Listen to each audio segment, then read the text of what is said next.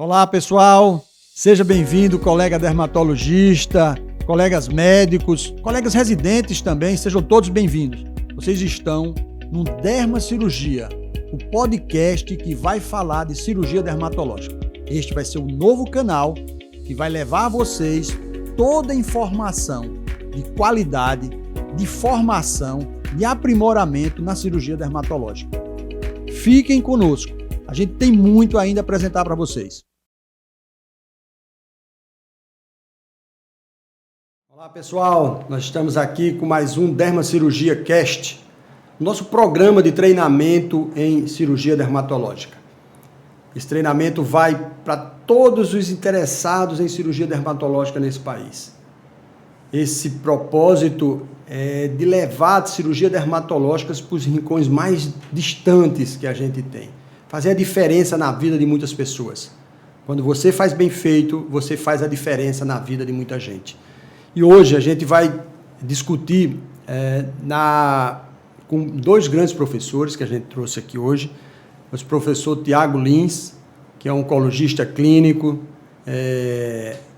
renomadíssimo oncologista no estado da Paraíba e no Brasil, professor de oncologia aqui da Universidade Federal, foi diretor do Hospital do Câncer, o maior hospital do câncer do estado da Paraíba. Então, tem uma experiência enorme também em gestão, tem uma experiência enorme no contato com as pessoas carentes e as pessoas necessitadas de tratamento oncológico. Ele sabe muito bem do sofrimento dessas pessoas e vem aqui vem de forma muito forte agregar aqui ao nosso conhecimento tudo sobre a oncologia, sobre os tratamentos avançados nos cânceres de pele. Estamos também aqui com a professora Érica. Érica é enfermeira e enfermeira oncologista, também do Hospital do Câncer, aqui do nosso estado. Tem uma experiência muito, muito interessante também, vai agregar aqui o nosso conhecimento, tá? Vai trazer informação que é importante para todos nós, tá? Sejam muito bem-vindos. Deixo aqui agora a palavra aí a vocês para se apresentar para as pessoas. Seja muito bem-vindo, meu amigo. Seja muito bem-vindo, Érica. Érica. Bom dia, tudo bem? Sou Érica, sou enfermeira oncologista, enfermeira dermatológica. Estou nessa profissão há 19 anos. Passei 8 anos no Hospital do Câncer.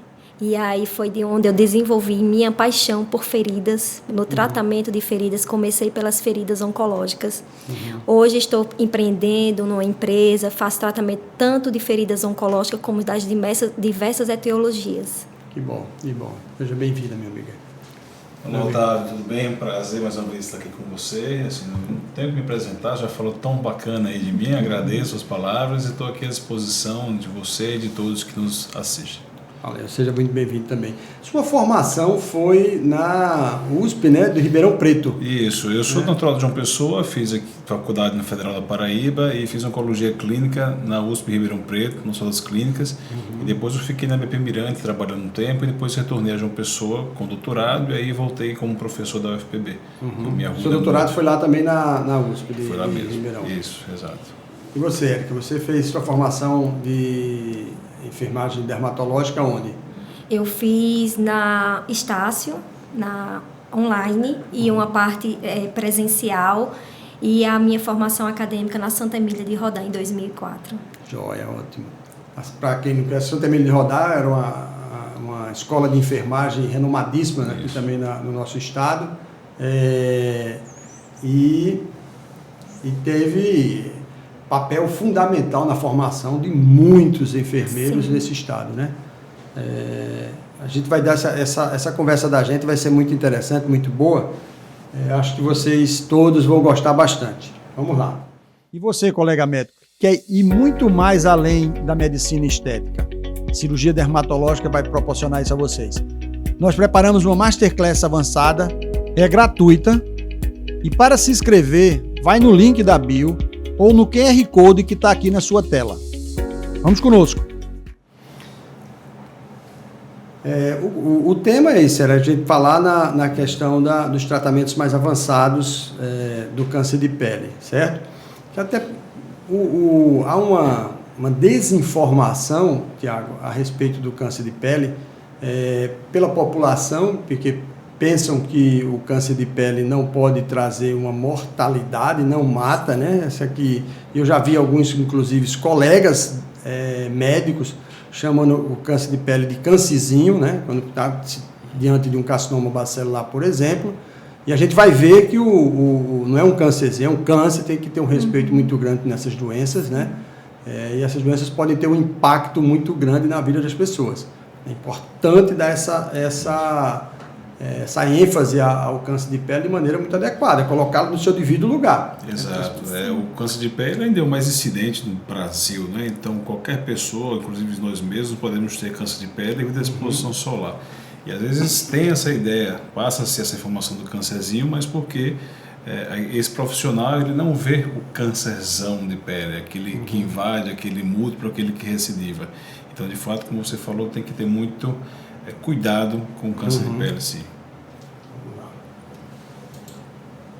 Então, aqui vamos começar pelo carcinoma bacelular, é o mais frequente de todos os cânceres, né? Ele responde aí em torno de 30% de todos os cânceres. O basocelular, ele tem uma morbidade muito elevada, né? Dependendo da área que ele compromete, esse impacto de morbidade pode ser tamanho que modifica a vida das pessoas, modifica a vida de famílias, né? Então a gente também tem que ter esse cuidado especial, esse olhar especial para essa doença, tá? Mas felizmente é uma doença que tem um impacto social reduzido em face da dificuldade que tem essa doença em dar metástase, em oferecer morte pela doença, né? Mas por essa possibilidade gigante de destruição, a gente tem que ficar bastante atento. É um câncer que deriva das estruturas foliculares, né? Das células pluripotentes das estruturas foliculares. É por isso que não tem o equivalente in situ do carcinoma basocelular. Existe o carcinoma bacelular superficial, né? Está lá na transição dermo-epidérmica, mas é uma doença sempre dérmica, né? Ou seja, não tem o equivalente in situ dessa doença, né? Porque ela compromete, ela deriva dessas estruturas das unidades foliculares. E as formas clínicas, bastante variada, né? Vai nodular, superficial, nódulo cerado, nódulo cístico, cerado. A intenção aqui da conversa não é nem a gente entrar nessas minúcias da forma clínica, mas ressaltar que a complexidade dessa doença ela é muito grande. Sob o ponto de vista clínico, estamos vendo aí uma quantidade importante de formas clínicas, mas também nós temos os equivalentes histológicos dessa mesma doença, né? E que, de acordo com os aspectos histológicos, a gente faz um julgamento de gravidade maior ou menor, né? A localização é outro parâmetro importante, a gente vai ver aqui um pouco isso adiante também. A forma mais comum é essa forma nodular, né, do câncer do carcinoma bacelular, é a forma também menos agressiva desse tumor, né? E aí a forma mais agressiva termina sendo esse esclerodermiforme, que é um padrão cicatricial, um padrão onde a gente perde a capacidade de estabelecer um limite clínico, onde ele começa e termina, né? Por isso que temos uma dificuldade geralmente muito grande da gente, somente do ponto de vista clínico, oferecer uma margem de segurança adequada nesses carcinomas, né? Fiquemos atentos a esses aspectos clínicos, porque eles também são importantes no julgamento prognóstico dessa doença. E aqui, quando a gente vai levar em consideração os fatores prognósticos, né, hoje do NCCN, a gente hoje classifica em baixo risco e alto risco. Antes, a gente já colocava em alguns grupos de médio risco. E foi retirado esse médio risco, todos passaram a ser, Tiago, aqui agrupados no alto risco. Né? Eu acho que talvez seja até um exagero, é muito mais para indicação das cirurgias com controle de imagem, que nos Estados Unidos é bastante difundida, que é a cirurgia micrográfica, lá a cirurgia mais comum de controle de imagem é a cirurgia micrográfica de Mohs. E em face disso, eles compuseram, né, no mesmo escopo, da zona L, que a gente chama da zona M, zona média, de médio risco, para todas estarem aqui no grupo, que for M, estaria agora no grupo de alto risco, tá?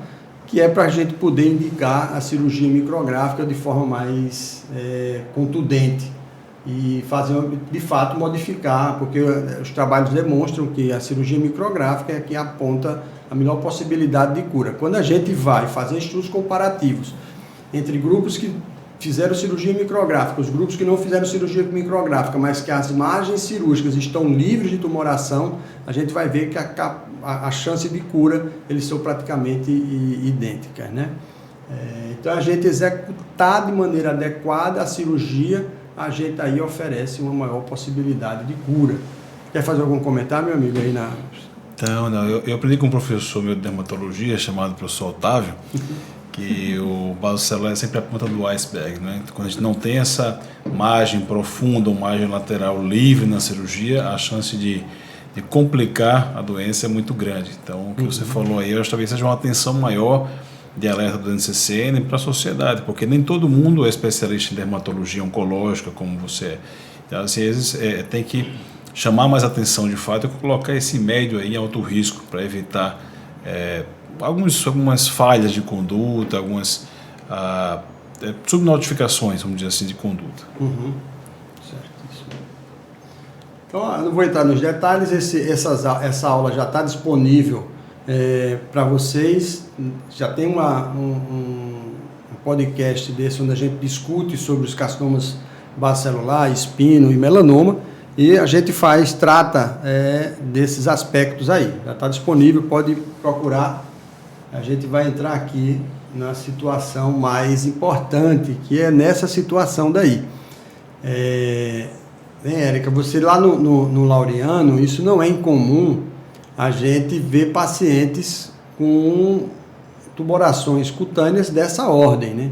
Sim. Você pega uma pessoa com um carcinoma terebrante, um carcinoma basocelular, é um carcinoma basocelular ulcerado, que a gente chama também úlcera rodens, que tem essa capacidade destrutiva muito grande. Sim. Aí fica aquela mensagem, nunca pode chamar uma coisa dessa de câncerzinho, né? E aqui é um outro padrão clínico aqui chamado carcinoma basocelular do tipo esclerodermiforme. A gente vê a extensão pela região frontal, região zigomática, ali próximo à orelha, também comprometido, na região da malácula, pegando ali a pálpebra inferior, fazendo inclusive uma retração naquela pálpebra, né? Quer dizer, um carcinoma aí que não tem tratamento, mas sob o ponto de vista cirúrgico, mesmo utilizando controle de imagem, que é praticamente impossível você fazer inclusão de toda a peça, né, de maneira adequada para um paciente dessa natureza. Assim, mesmo que faça tudo isso, o defeito cirúrgico gerado é muito grande, né? E aí os defeitos cirúrgicos, você, Érica, deve ter também, quando a gente faz cirurgias, Érica, de tratamento do câncer, o propósito primário é a remoção tumoral. Sim. Ter a certeza de que a gente tirou tudo. E há situações em que a gente não faz o fechamento para que haja um acompanhamento mais adequado daquele local que foi removido o tumor. E aí vai para a enfermagem tratar de feridas, dessa ferida. Isso, e aí a enfermagem vai fazer o acompanhamento e o manejo desses sintomas, dessa área que foi abordada, e a gente vai ter o cuidado, a gente olhando para essa lesão, uma lesão já em estágio avançado, ulcerada, tem áreas de sangramento, e a gente, geralmente são lesões que têm um odor forte, né? Então a gente vai fazer o manejo, o controle desse odor, o controle da dor antes da limpeza. Geralmente a gente indica fazer uma analgesia antes, prévia, para a gente poder fazer essa limpeza. E aí existem produtos também que a gente utiliza à base de PHMB, que é a poliexanida bigoamida, que diminui muito esse odor. É uma área de difícil cuidado, então a gente tem que ter bastante cuidado com a quantidade de produto, de material. A forma que você vai limpar tem que ser uma forma leve, suave, para não ocasionar sangramentos. E a enfermagem vai atuar diretamente nesse acompanhamento. Érica, a gente tem... os pacientes, muitas das vezes, acham que que o dermatologista está bem afeito a curativos. Sim. E eu tenho um cuidado, eu gosto muito de ler e de me atualizar naquilo que eu desenvolvo, que faço, mas confesso a você de uma dificuldade muito grande hoje da gente acompanhar o avanço tecnológico nos curativos. Isso. Não é? Eu particularmente tenho uma enfermeira que presta serviço para a gente, nos meus casos, e isso me trouxe um ganho muito grande. Sim. Porque o aspecto técnico e prático para os curativos, a melhor indicação, a gente termina não fazendo isso, Tiago. A gente não consegue, não consigo manter o acompanhamento do ponto de vista técnico mesmo, nesses novos curativos. Isso, indicá-los adequadamente. É uma diversidade muito grande, né? Então, assim, a gente tem hoje no mercado vários tipos de malhas com potencial antimicrobiano, de espumas, de hidrofibras, de alginatos, o carvão ativado que a gente utiliza muito nas feridas oncológicas para diminuir também o odor. Então, é uma diversificação muito grande realmente no mercado. Eu já vi até que tem esse esquema da tilápia também que se usa para cicatrização. De lesões, isso. Lesões. Não para feridas. Isso. Tá, ok. E é importante salientar que a ferida em si, essa paciente tem uma ferida, e aí é um tumor. Isso. Né? Não é uma ferida para tratamento da enfermagem para esse momento. Quando fizer a cirurgia, tirar o tumor e deixar o defeito, né, para cicatrização por segunda intenção, aí vai para a enfermagem, então, fazer o devido tratamento, né? Tiago, aqui,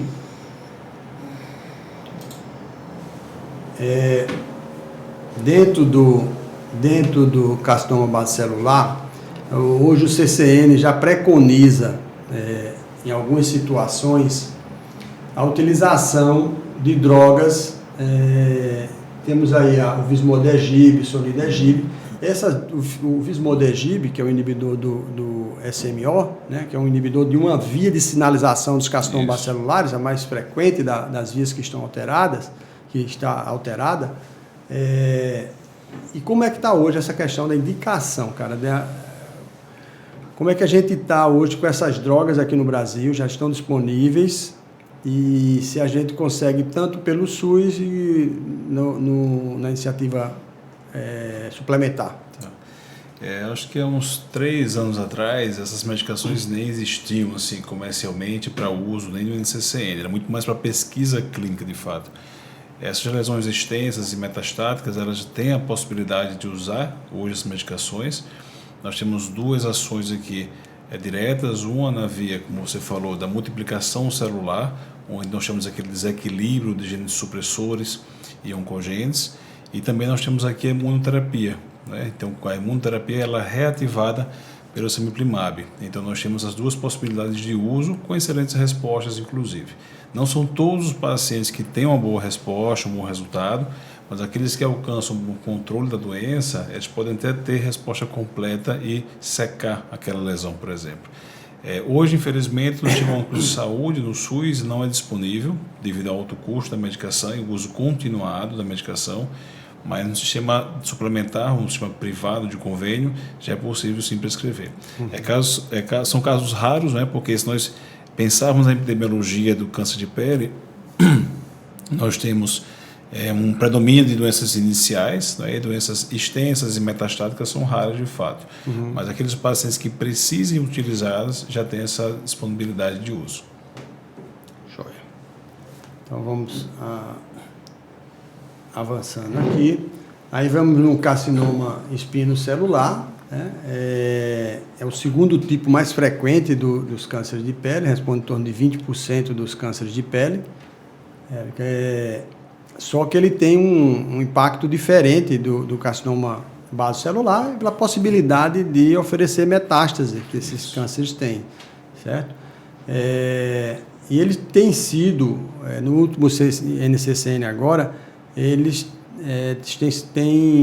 teve um cuidado muito grande de também fazer uma adequação dos fatores prognósticos do carcinoma espinocelular, certo? Para que a gente se posicione de forma mais assertiva desde o começo, porque é onde você pode oferecer a maior possibilidade de cura no início dessas doenças, tá? A gente não quer chegar em estágios que precisem de indicação de quimioterápicos ou de tratamentos mais avançados, com radioterapia, adjuvante ou não. A gente tem que chegar num estágio que a gente, só com a cirurgia, a gente possa determinar, oferecer a maior chance possível de cura, né? É uma doença que se deriva das células epidérmicas, né? Por isso aí tem o equivalente in situ dessa doença, tá? E os tipos clínicos também, extremamente variado, nodular, vegetante, nódulo cerado, doença de Bowen, ulcerado, verrucoso. É um tumor que tem uma diversidade clínica também muito grande, e também histológico, né? E os aspectos histológicos também servem de alicerce, servem de argumento, servem de substrato no julgamento prognóstico também, tá? O queratocantoma eu coloquei aqui de propósito, viu, Tiago? Foi o queratocantoma, ele entra, alguns autores acreditam que faça parte do carcinoma espinocelular, uma variante menos agressiva ou de regressão espontânea, né? Mas há grupos que advoguem que o queratocantoma seja uma entidade à parte, apesar da semelhança do ponto de vista clínico e histológico com o espinocelular, bem diferenciado. Aqui, falando dos grupos de risco, esse ponto é muito importante, para você, já está disponível no nosso podcast, onde a gente fala disso aqui. Dá uma revisada, volta lá. É importante que vocês tenham isso em mente, esse julgamento prognóstico é muito importante, tá certo? E a gente hoje tem o de baixo risco, o de alto risco e o de muito alto risco, tá? De muito alto risco, a possibilidade enorme de gerar metástase, tá? E aí vai esses grupos, carcinomas, por exemplo, maior do que 4 centímetros, pouco diferenciado do ponto de vista histológico, né? Você ia ser desmoplásico, tá? E quando tem invasão subcutânea, invasão neural, isso aí é um fator prognóstico muito ruim, tá? A gente tem que ficar atento a isso, porque é esse conjunto de fatores que faz a gente tomar posicionamentos a respeito do tratamento. Então, eu preciso ter esse conhecimento. Se eu pegar, obviamente, se eu tiver, e aí vale para todos vocês que estão nos escutando, quando você não está afeito ao tratamento dessas lesões, não avança no tratamento, porque você pode trazer um prejuízo muito grande para o paciente, tá? Óbvio que fazer o diagnóstico passa necessariamente pela biópsia, então você fazer a primeira abordagem para o diagnóstico da doença, está tudo certo. Agora, como eu vou conduzir? Se eu não tiver a certeza de que estou conduzindo de maneira adequada, não avança, não vai adiante, tá? Então, vamos aqui Isso aqui é um mapa mental, também está disponível para vocês no nosso podcast, tá? Como é que a gente se posiciona na situação de carcinoma espinocelular, de alto e de muito alto risco. Tá? Aí aqui, ó, Tiago, a história da cirurgia micrográfica, né?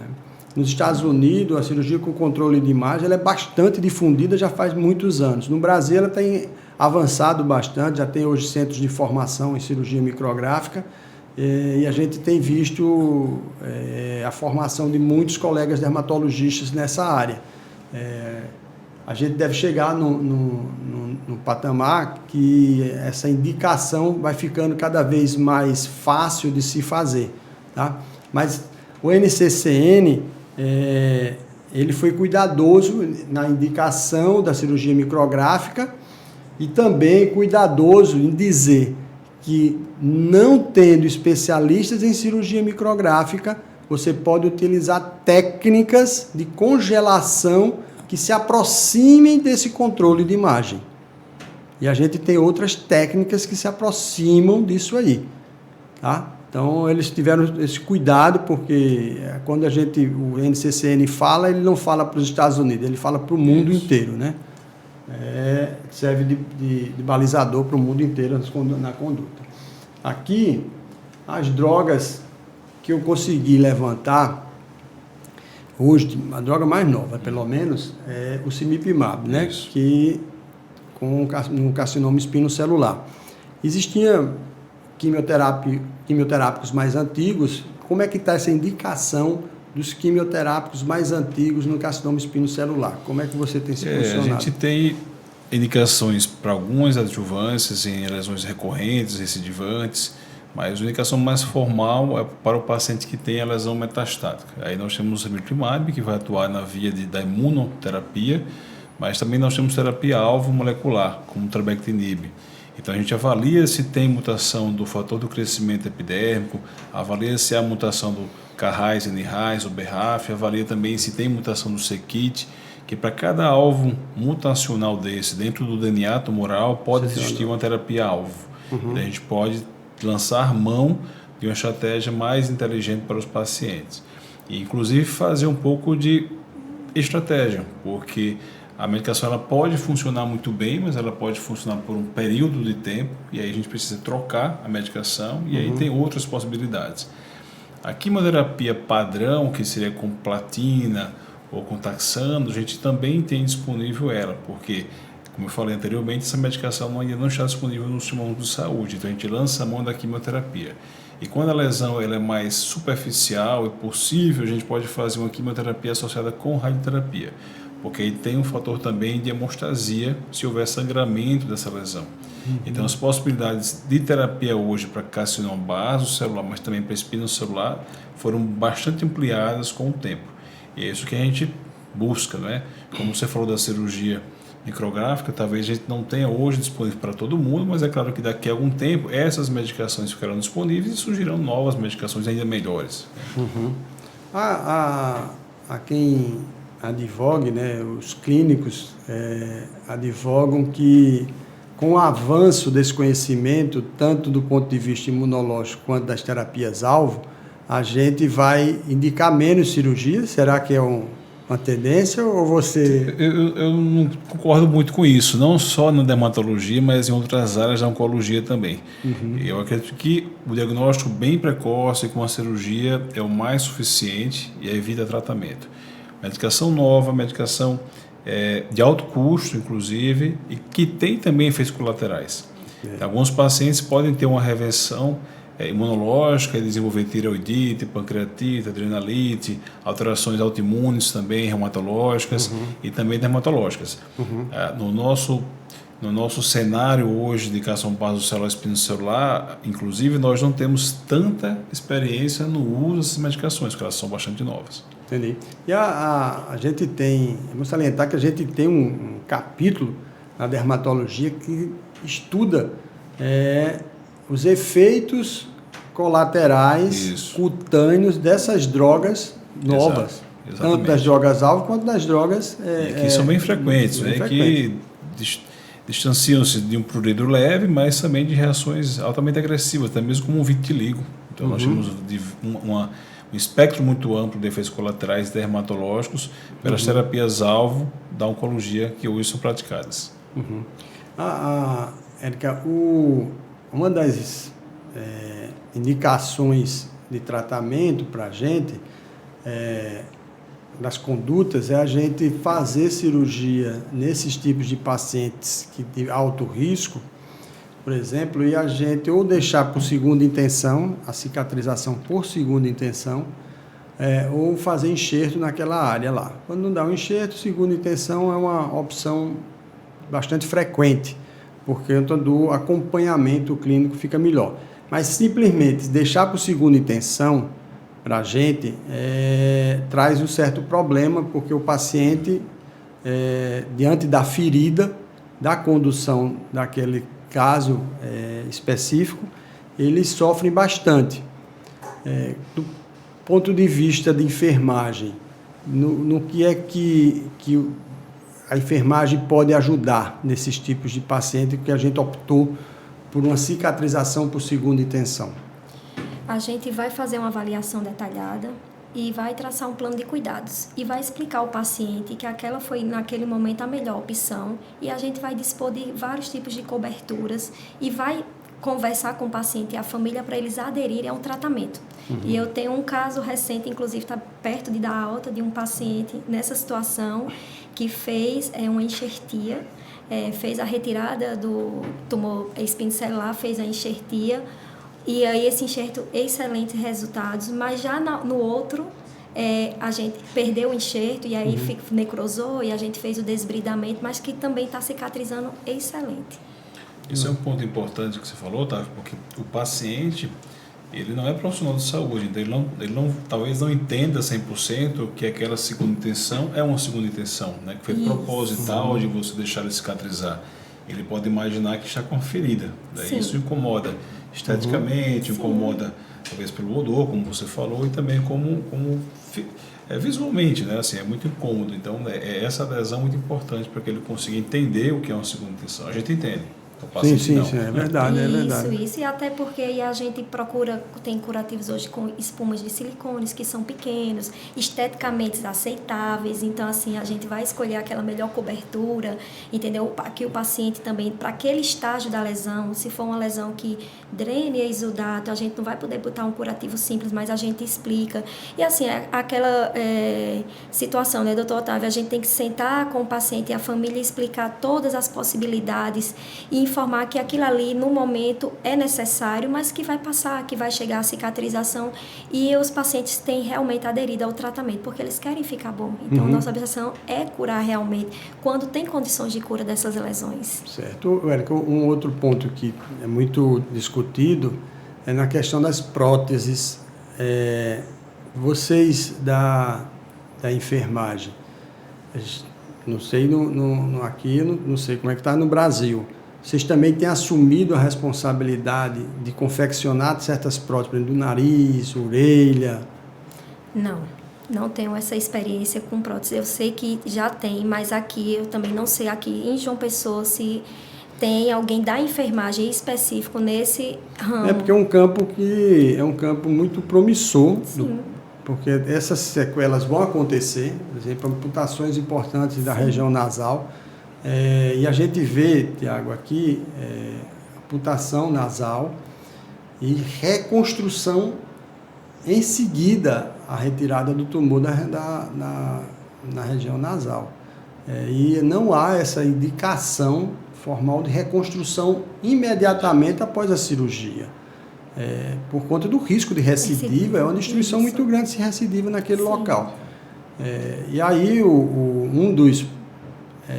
das ações interessantes de se fazer é fazer prótese, praticamente as pessoas não percebem direito que você nem está com a prótese. Eu já recebi um paciente nesse cenário e ela operou, inclusive, no INCA, né, com a cirurgia plástica, cabeça e pescoço. E ela retornou com a prótese, depois ela ficou em acompanhamento lá para fazer a reconstrução. Mas, de fato, não foi reconstrução imediata, até porque precisa de uma segurança cirúrgica, de aguardar o laudo patológico, para ver se não vai ter decência ou infecção do sítio cirúrgico. Essa parte de prótese é bastante promissora, tanto na estética quanto na segurança do paciente para a cura mesmo. Certo, ótimo. Vamos adiante aqui. Aqui o melanoma é sempre um celeuma muito grande. O nome já chama atenção. Já chama atenção, tem um impacto diferente, é uma doença que de fato a gente viu essa doença crescer bastante nos últimos 20 a 30 anos. Eu tenho um texto que eu chamo sempre a atenção dos meus alunos, que esse texto foi da primeira revista de melanoma.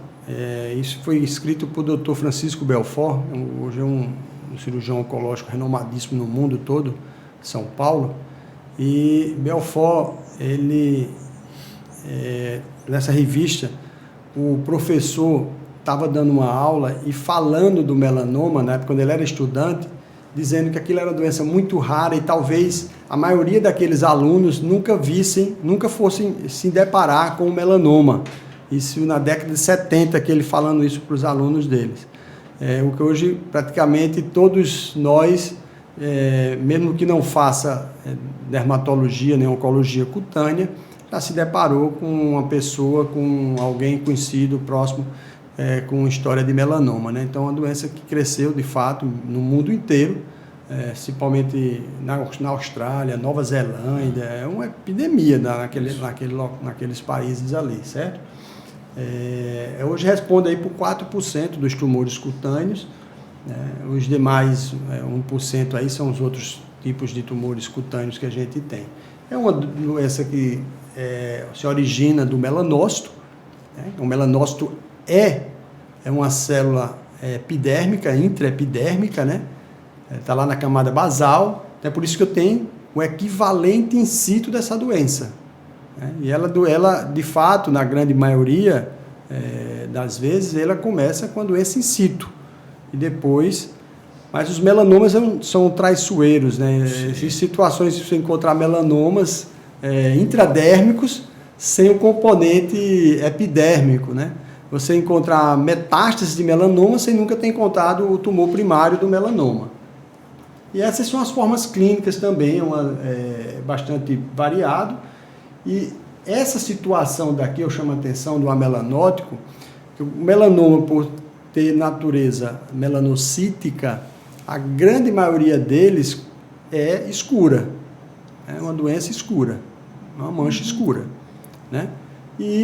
Mas existe ainda a situação do amelanótico, ou seja, ele não é escuro, ele geralmente assume uma cor avermelhada, e aí confunde com praticamente todo tipo de doença cutânea. O melanoma é um imitador de todas as doenças também. A gente tem que ficar muito atento ao melanoma, ter uma possibilidade, uma capacidade de suspeição muito alta para a gente não passar batido dessas doenças, certo? Muito cuidado com essa situação dos melanomas. Aqui, só para chamar a atenção dos colegas, qual é o melanoma do dermatologista, né? O melanoma é uma doença multidisciplinar. É o dermatologista, que é o fronte primeiro aí do tratamento, da abordagem, mas eu acho que o melanoma, ele tem que estar na formação até mesmo do agente de saúde, né? Porque quando ele tem a capacidade de raciocinar em cima dessa doença, ele vai fazer um diagnóstico precoce.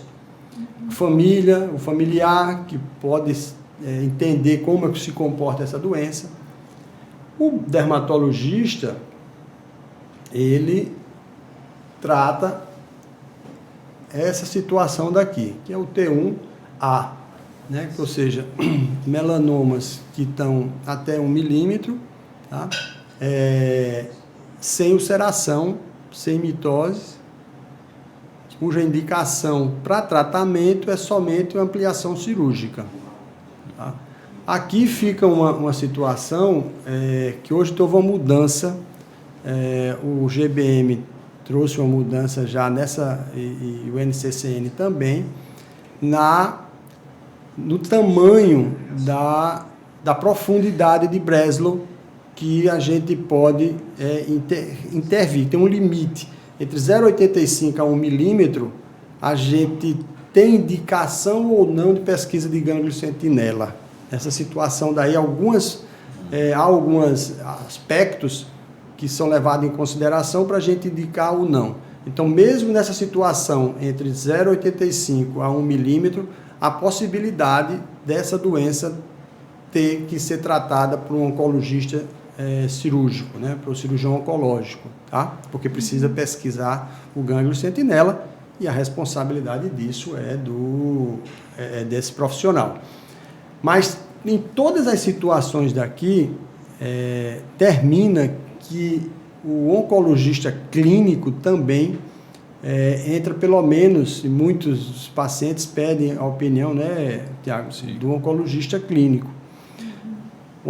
O papel do oncologista clínico na credibilidade, né, de conduzir todos os casos oncológicos é tão grande que eu acredito que a maioria dos pacientes que têm um problema oncológico, eles querem também escutar a opinião né, Tiago? É muito comum que o paciente, quando ele tenha alguma hiperpigmentação cutânea, ele procure o dermatologista, por questões de fins estéticos, inclusive, para tirar aquela lesão, não tanto buscando um diagnóstico de melanoma, mas o dermatologista é um especialista, né? Por várias vezes o paciente, ele procura um cirurgião do posto de saúde, um clínico, uma enfermeira, faz um punch lá, tira a lesão. Então, assim, por vezes é a biópsia de diagnóstico. E aí, como você falou, tem que ampliar a margem para ter a segurança e saber se essa margem circunferencial profunda, ela não indicaria fazer a pesquisa do linfonodo sentinela, porque muda completamente a doença. E aí o melanoma, ele é tão agressivo que esse milímetro de diferença aí de 0,85 para 1 já indica que ele pode ter uma disseminação linfonodal e já indica um tratamento adjuvante complementar.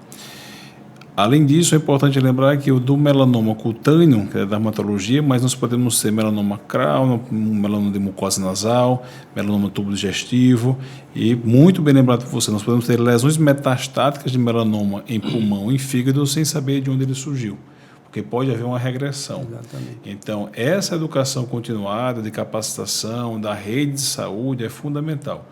É fundamental que entre, inclusive, nas escolas, porque quando você tem uma lesão na criança, no adolescente, ele vai se reeducando a saber que qualquer pinta, qualquer névoas, qualquer verruga que surge nele, ele precisa procurar alguém, porque ele não é especialista. Então, ele precisa tirar essa lesão para descartar, de fato, que seja um melanoma, e sendo melanoma que seja in situ, e que cura cirurgicamente.